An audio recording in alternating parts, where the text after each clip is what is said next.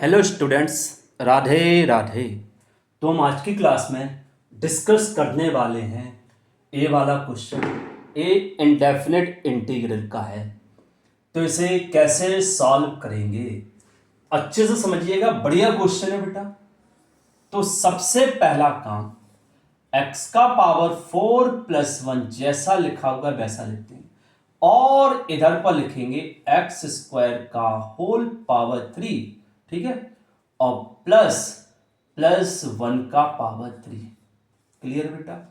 अब ये क्या हो जाएगा, इसे लिखेंगे एक्स का पावर 4 प्लस 1 अपॉन, यहां पर ए क्यूब प्लस बी क्यूब की आइडेंटिटी हम लगा देंगे। तो एक ब्रैकेट में ए प्लस बी, देखो बेटा ये होता है ए क्यूब प्लस बी क्यूब क्या होता है, तो ए प्लस बी का होल क्यूब माइनस 3ab और ए प्लस बी। एक तो ए होती है आइडेंटिटी, बट ए वाली यूज नहीं करेंगे हम। कौन सी करेंगे, ए प्लस बी एक ब्रैकेट में, दूसरे में ए स्क्वायर माइनस ए बी और प्लस बी स्क्वायर। इस सेकंड वाली आइडेंटिटी हम इसमें यूज करेंगे। तो देखो बेटा, एक ब्रैकेट में ए प्लस बी, दूसरे में ए स्क्वायर मतलब इसका स्क्वायर, माइनस ए बी मतलब इन दोनों का इंटू, और प्लस बी स्क्वायर मतलब 1 का स्क्वायर। तो यह क्या 1। तो बेटा इतना समझ में आ गया। अब हम एक काम करेंगे, कौन सा, यही सेम चीज ऊपर बनाने की कोशिश करेंगे। ठीक है बेटा। तो जैसे ही हम ए वाली चीज ऊपर बना देंगे तो सेपरेट करने से कैंसिल हो जाएगा। देखो क्या करेंगे, ध्यान से समझिएगा। यहां पर क्या लिखा है, एक्स का power 4 minus x square plus 1। X का पावर 4 प्लस 1 पहले से है, तो माइनस एक्स स्क्वायर, हमने एक्स स्क्वायर यहां पर सब्ट्रैक्ट कर दिया, तो एक्स स्क्वायर हमें ऐड करना पड़ेगा। क्लियर बेटा। अपॉन में क्या है बेटा, एक्स स्क्वायर प्लस 1 और x to the power 4 minus x square plus 1 dx। अब हमारा काम आसान हो गया है। आसान कैसा हो गया, जैसे ही हम सेपरेट करेंगे तो ये वाली चीज इससे कैंसिल हो जाएगी, तो ये आएगा 1 upon x square plus 1 dx। अब ये चीज इसके अपॉन में करेंगे तो प्लस एक्स स्क्वायर। अब ये काम करेंगे, ए पहले जैसा लिखा था, कैसा लिखा था, ऐसा लिखा था, इसी को तो हमने ऐसा लिखा था, फिर इससे ए आया, फिर इससे आया। ठीक है। तो ये चीज इसके अपॉन में आएगी, तो पहले यही लिखे दे रहा, फिर बाद में हम बता रहे करेंगे क्या। सेपरेट हमने किया, समझ में आया बेटा, समझ में आया।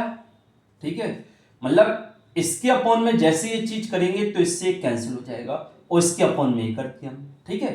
अच्छा, अब देखो बेटा, ये तो सीधा सीधा इंटीग्रेट हो गया, तो 1 अपॉन एक्स स्क्वायर प्लस 1 क्या बन जाता है, tan इनवर्स एक्स।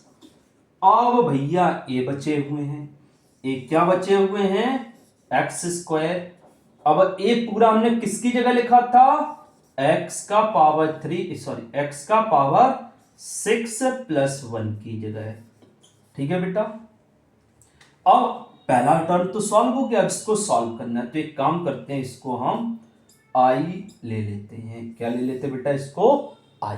ठीक है, इसको हमने क्या किया, आई ले लिया।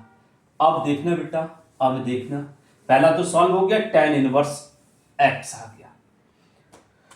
तो इसको कैसे सॉल्व करेंगे, I equal to integration of X square, और हम इसे क्या लिख देंगे, एक्स क्यूब का होल स्क्वायर प्लस 1 और dx। ठीक है। अब आप जैसे ही एक्स क्यूब को टी सब्स्टिट्यूट करेंगे, उसका डिफरेंशिएट में एक्स स्क्वायर रहेगा, हाँ बिल्कुल रहेगा। तो हमने एक्स क्यूब को टी सब्स्टिट्यूट कर दिया, ये आ गया 3x² equal to dt upon dx। तो dx equal to 1/3x² dt। ठीक है बेटा, ठीक है। अब क्या हो गया है, i इक्वल टू x² से x² कैंसिल हो जाएगा, तो 1/3 बाहर आ जाएगा। ठीक है बेटा, 3 बचेगा ना अपन में, x² से तो x² कैंसिल हो जाएगा, तो 1/3 बचा, 1/3 आ गया 1 अपॉन इधर क्या बचा, t² + 1 dt।